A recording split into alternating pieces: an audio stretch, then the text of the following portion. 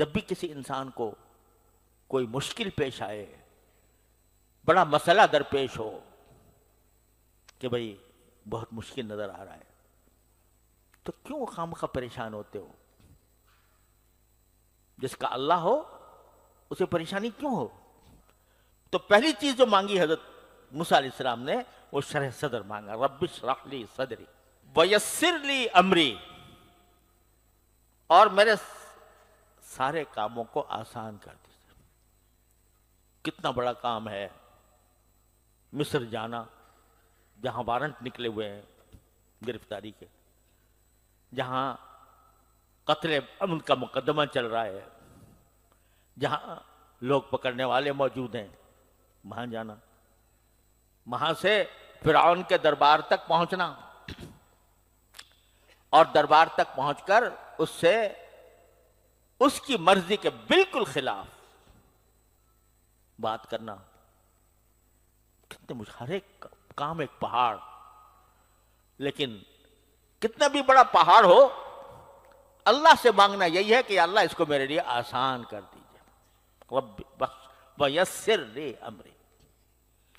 جب بھی کسی انسان کو کوئی مشکل پیش آئے، بڑا مسئلہ درپیش ہو کہ بھئی بہت مشکل نظر آ رہا ہے، تو کیوں خامخواہ پریشان ہوتے ہو؟ جس کا اللہ ہو اسے پریشانی کیوں ہو؟ تو وہ یہ مانگو، یا اللہ اتنا مشکل نظر آ رہا ہے، یسر لی امری، میرے لیے آسان فرما دے۔ یہ عبدیت کا تقاضا ہے، بندگی کا تقاضا ہے کہ بندہ اپنے آپ کو محتاج کر کے اللہ تعالیٰ سے کہے کہ یا اللہ مجھے آسان چاہیے۔ حضور اقدس صلی اللہ علیہ وسلم کا معمول یہ تھا کہ ما خیر بین امرین الا اختار ایسرہما، جب دو چیزوں میں آپ کو اختیار دیا جاتا کہ یہ چاہو یہ کر لو، یہ چاہو تو یہ کر لو، تو ان میں سے جو آسان چیز تھی وہ آپ اختیار فرماتے تھے۔ اب اگر دیکھو کوئی ایسے ہی جعلی پیر ہو، جعلی، تو وہ کیا کرے گا کہ ایسا مشکل راستہ اختیار کرے گا مرید، تاکہ یہ دیکھیں کہ دیکھو یہ اتنا بڑا مجاہد ہے اور اتنا بڑا یہ اتنے بڑے مشکل فیصلے اس نے کیے اور مشکل کام کر رہا ہے۔ لیکن سرکار دو عالم صلی اللہ علیہ وسلم کیا فرماتے ہیں کہ نہیں، میں تو آسانی کا اختیار کرتا ہوں۔ یہ بندگی کا تقاضا ہے۔ اللہ میاں کے سامنے طاقت نہیں جتانی، اللہ میاں کے سامنے اپنے آپ کو طاقتور ظاہر نہیں کرنا، اللہ تعالیٰ کے سامنے تو بندگی ہے، عاجزی ہے، عجز و نیاز ہے، سر جھکانا ہے، یا اللہ میرے بس کا نہیں ہے، آپ آسان کریں گے تو ہو جائے گا، آپ کی آسانی کے بغیر کوئی کام نہیں ہو سکتا۔ یسر لی امری، اللہ تعالیٰ سے ہمیشہ آسانی مانگو۔ اللہم الطف بی فی تیسیر کل عسیر فإن تیسیر کل عسیر علیک یسیر، یہ دعا سے کہے رسول کریم کہ اے اللہ میرے ساتھ مہربانی فرمائیے، ہر مشکل کام کو آسان بنا دو۔ تو بندگی کا تقاضا یہی ہے کہ وہ آسان راستے کو اختیار کرے۔ مسجد جانا ہے، اب ایک راستہ یہ ہے کہ لمبا چل کے جائے، اور ایک راستہ یہ ہے کہ گاڑی میں بیٹھ کے آ جائے، سمجھے؟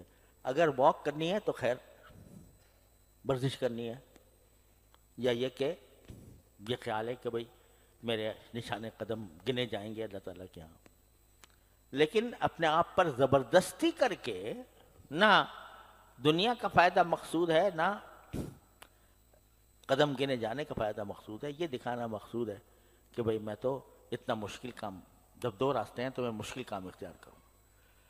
یہ سنت کے خلاف۔ سنت یہی ہے کہ آدمی اپنے لیے آسانی کا راستہ تلاش کرے۔ تو وَيَسِّرْ لِي أَمْرِي، ہر بات میں بندے کو چاہیے کہ اللہ تعالیٰ سے آسانی مانگے، اور وَحْلُلْ عُقْدَةً مِّن لِّسَانِي، اے اللہ میری زبان سے گرہ کھول دیجیے۔ وہاں تو حقیقی گرہ تھی، لکنت تھی، حضرت موسیٰ علیہ السلام کی زبان مبارک میں تھوڑی سی رکاوٹ تھی، لیکن ایک رکاوٹ ظاہری ہوتی ہے اور ایک معنوی ہوتی ہے. یعنی بظاہر زبان کے اندر کوئی رکاوٹ نہیں ہے، لیکن بولا نہیں جا رہا، تو رکاوٹ معنوی کھڑی ہو گئی. ہم جتنے یہ جب بعض تقریر کرنے والے ہیں نا، یہ بعض اوقات اس گھمنڈ میں آ جاتے ہیں کہ ہم نے بڑی اچھی تقریر کی، ہم نے بڑا اچھا بیان کیا، ہم نے لوگوں کو مسحور کر دیا. ارے بھائی ہمارے بیان میں تو لوگ رو رہے تھے، گریہ تاری تھا، وغیرہ وغیرہ. لیکن یہ سب اللہ جل جلالہ کی عطا ہوتی ہے. اگر کسی وقت وہ عطا واپس لے لیں، مجال ہے کہ کچھ بول سکو، مجال ہے کہ کچھ کہہ سکو. یہ جو زبان ربا ہو جاتی ہے، یہ اللہ تعالیٰ زبان کی گرہ کو کھول دیتے ہیں. اگر ان کی طرف سے گرہ ڈال دی جائے تو ہزار مضمون بھی تمہارا آ رہا ہو، کوئی لفظ چلے گا نہیں. پھر آخر میں یفقہوا قولی، کہ میری زبان کھل بھی گئی اور میں نے خوب اچھی طرح دعوت بھی دے دی، لیکن ان کے دل میں نہ اتری. تو اللہ ان کے ایسا بنا دیجئے کہ وہ میری بات کو سمجھ بھی لیں، ان کے دل میں بھی اتر جائے. یہ ہے دعا حضرت موسیٰ علیہ السلام کی. اور جیسے میں نے عرض کیا کہ بزرگ بتاتے ہیں کہ بھئی جب کسی کو کوئی بیان کرنا ہو، کسی کو کوئی درس دینا ہو، تو اس سے پہلے یہ پڑھنا چاہیے. لیکن صرف اسی کے ساتھ مخصوص نہیں ہے. جہاں بھی کوئی آدمی کسی کشمکش کا شکار ہو، یہ کام کروں کہ نہ کروں، تو اللہ تعالیٰ سے شرح صدر مانگے. رب اشرح لی صدری ویسر لی امری. خلاصہ یہ کہ جو حاجت ہو، جو مسئلہ درپیش ہو، جو مشکل درپیش ہو، تو ایک مومن کا راستہ یہ ہے کہ وہ رجوع اللہ، اللہ تعالیٰ کے رجوع کرے. اسی کو انابت کہتے ہیں، اسی کو اخبات کہتے ہیں.